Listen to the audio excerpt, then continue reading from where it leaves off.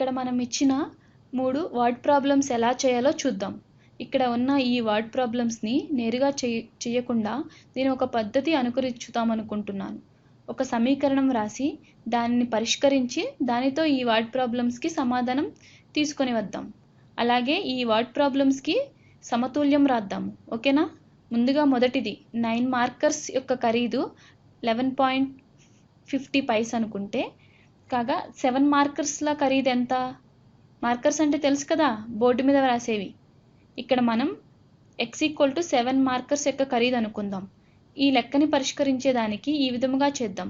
2 నిష్పత్తులు రాసి వాటిని సమానం చేద్దాం. 9 మార్కర్స్ మరియు 9 మార్కర్స్ యొక్క ఖరీదు నిష్పత్తుల రూపంలో రాస్తే ఏమవుతుంది? 9/11.50 పైస్. అవునా?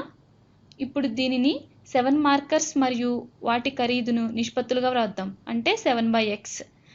x ఎందుకంటే మనకి ఖరీదు తెలియదు కాబట్టి. ఓకేనా? ఈ రెండు నిష్పత్తులను సమానం చేస్తే 9/11.50 పైస్ = 7/x. చూసారా? ఇలా వ్రాసినచో ఇది మనకు ఒక సమతుల్యం అవుతుంది. అది కూడా సరైన సమతుల్యం. దీన్ని పరిష్కరిస్తే మనకి x విలువ వస్తుంది.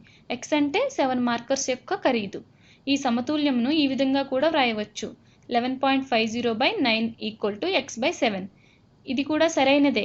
ఈ నిష్పత్తులు వేరే విధంగా కూడా వ్రాయవచ్చు. ఎలా అంటే మార్కర్స్ల నిష్పత్తి, ఖరీదుల నిష్పత్తి. అంటే 9/7 = 11.5/x. ఓకేనా? ఇవి అన్నీ సరైన నిష్పత్తులే. ఇప్పుడు వేరే లెక్క చేద్దాం. 7 యాపిల్స్ ధర 5 రూపీస్ అనుకుంటే 8 రూపీస్కి ఎన్ని యాపిల్స్ కొనుక్కోవచ్చు? ఎన్ని యాపిల్స్ కొనవచ్చు చెప్పండి?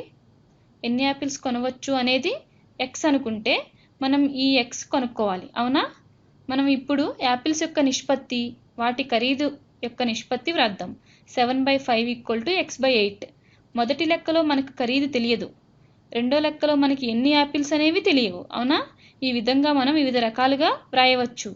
మనం 7/x = 5/8 అని కూడా వ్రాయవచ్చు. ఇప్పుడు చివరి సమస్య చూస్తే 5గురికి కేక్ చేయాలంటే 2 గుడ్లు కావాలి. అవునా? అదే 15 మందికి కేక్ చేయాలంటే ఎన్ని గుడ్లు కావాలి చెప్పండి? ఎన్ని గుడ్లు కావాలో వాటిని x అనుకుందాం. మీరు అనుకుంటున్నారా ఎందుకు అన్నిటికీ x అంటున్నారు అని? మీ ఇష్టం, ఏదైనా అనుకోవచ్చు. y లేదా a లేదా b ఏదైనా అనుకోవచ్చు. ఇక్కడ కేక్ తినే మనుషులు ఎన్ని గుడ్లు కావాలో నిష్పత్తి ఒక స్థిరాంకం అంటే కాన్స్టెంట్. 5 మందికి 2 గుడ్లు అయితే 15 మందికి ఎంత? 5/2 = 15/x.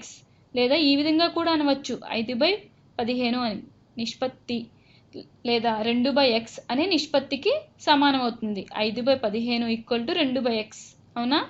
ఈ విధంగా వివిధ రకాల సమతుల్యాలు వ్రాసుకొని x విలువ కనుక్కొని సమాధానం తెలుసుకోవచ్చు.